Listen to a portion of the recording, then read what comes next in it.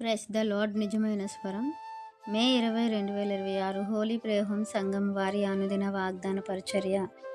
మిమ్మును కరుణింపవలనని ఆయన నిలవబడి ఉన్నాడు.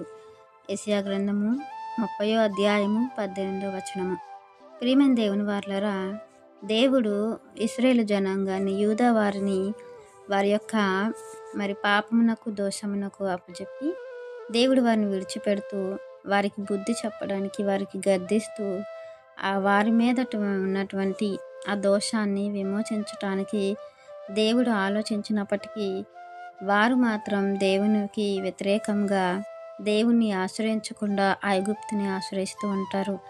దేవుడు వ్యతిరేకతను ఇష్టపడే దేవుడు కాదు కాబట్టి వారిని శత్రువులకు అప్పగిస్తాడు. అయితే మరలా 18వ వచనంలో, కావున మీ అందు దయచూపవలనని యెహోవా ఆలస్యము చేయుచున్నాడు, మిమ్మను కరుణింపవలనని ఆయన నిలవబడి ఉన్నాడు. యెహోవా న్యాయము తీర్చు దేవుడు, ఆయన నిమిత్తము కనిపెట్టుకుని వారిని ధన్యులు అని వాక్యం ద్వారా మాట్లాడుతున్నారు. నిజముగానే ఆయన కొరకు ఎవరైతే కనిపెట్టుకొని ఉంటారో, ఆయన మీద ఎవరైతే ఆధారపడతారో, ఆయన యొక్క ఔన్నత్యానికి తగినట్లుగా గ్రహించుకొని దేవునికి ఎల్లప్పుడూ కూడా కృతజ్ఞులుగా ఉంటారో, ఆయన శరణుజొచ్చేవారుగా ఉంటారో, ఆయనకు కోపము రేపక ఆయన యొక్క దీర్ఘశాంతాన్ని అనుభవించేవారుగా ఉంటారో వారు ధన్యులవుతారు. ఎందుకంటే దేవుడు మన పట్ల ఎంత ప్రేమ చూపిస్తున్నారో, ఈ యొక్క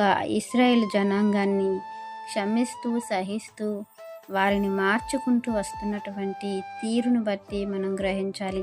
మన జీవితంలో కూడా దేవుని విషయంలో కొద్దిపాటి నిర్లక్ష్యం ఉన్నా, కొద్దిపాటి వ్యతిరేకత ఉన్నా, ఈ మాటల ద్వారా వాటిని మన నుండి దూరపరుచుకొని దేవుని యందలి విధేయత కలిగి దేవుని మాటకు అంగీకారముగా మన జీవితాలు ఉండేలా ఉంటే దేవుడు సంతోషిస్తారు. మన జీవితంలో చేయదలచింది ఆయన చేయడానికి ఇష్టపడతారు.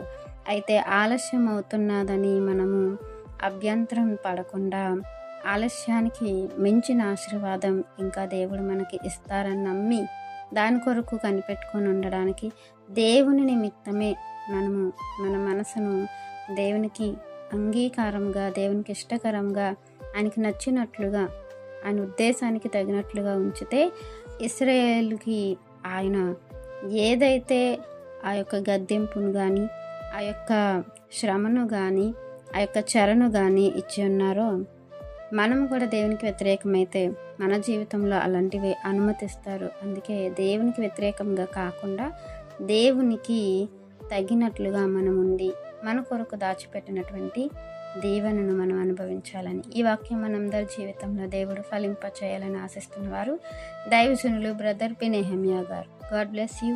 ఆమేన్.